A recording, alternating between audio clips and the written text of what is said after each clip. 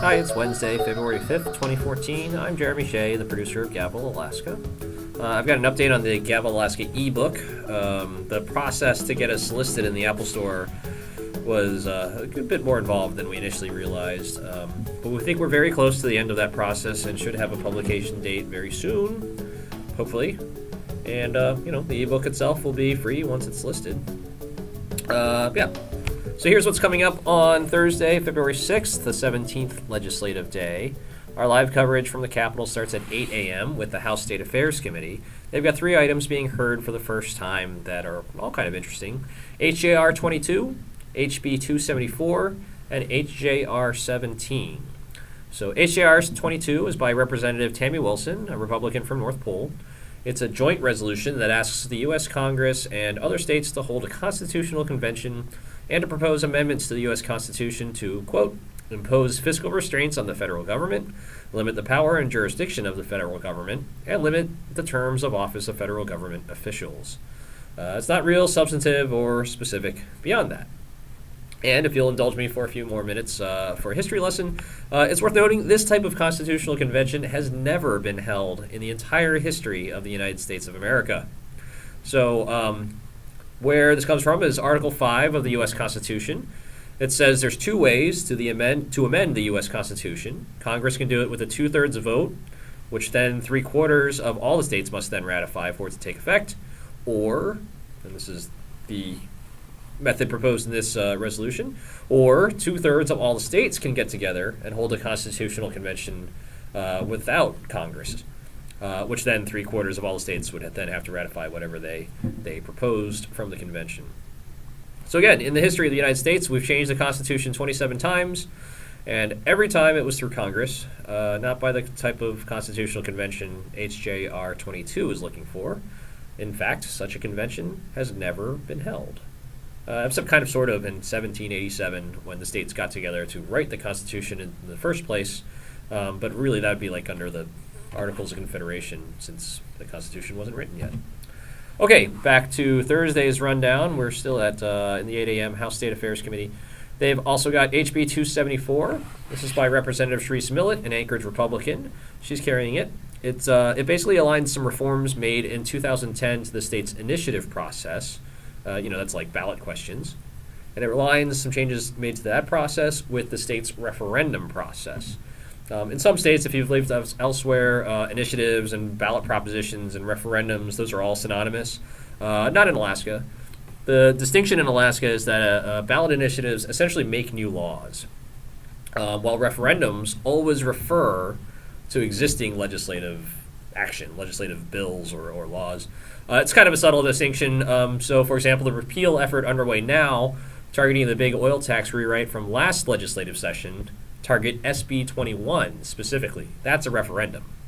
The ballot question from 2006 to impose strict wastewater regulations on the cruise ship industry, attempted to, that was an initiative. It created new law. So that's that bill.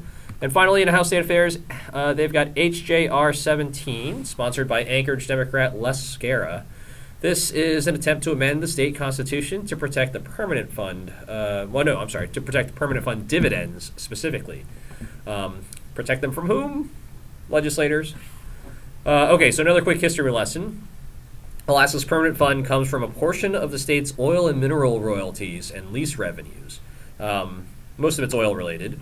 The money that goes into the permanent fund is constitutionally protected. At least 25% of the state's earnings from those sources have to go into the permanent fund.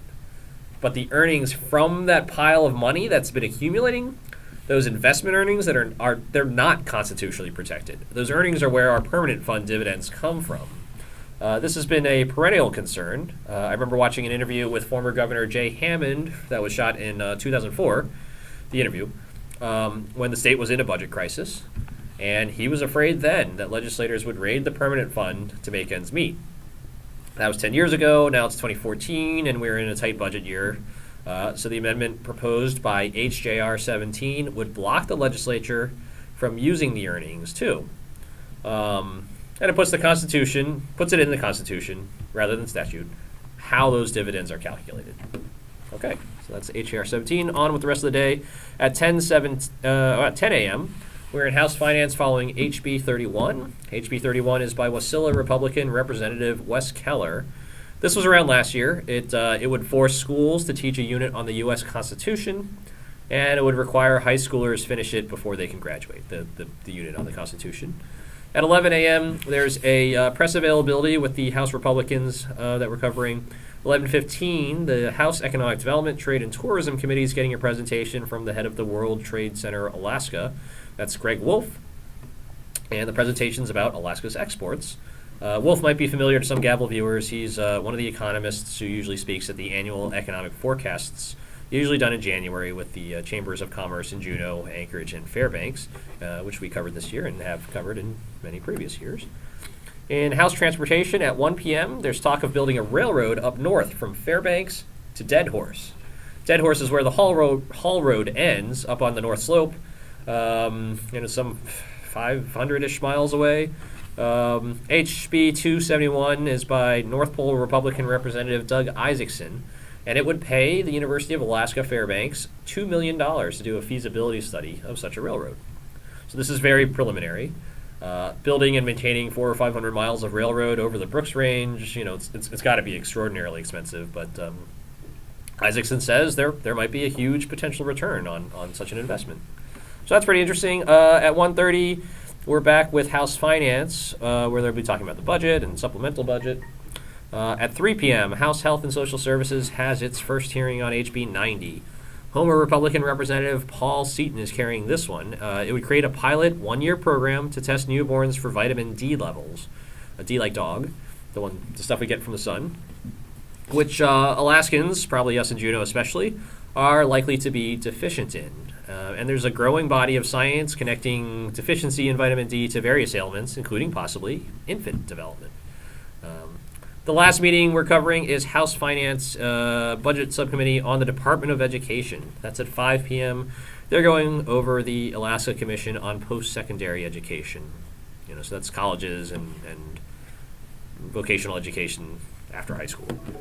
Okay, thanks for watching. Here's my contact information if you want to get in touch with me. Feel free to ask me questions or comment on our videos. Good night.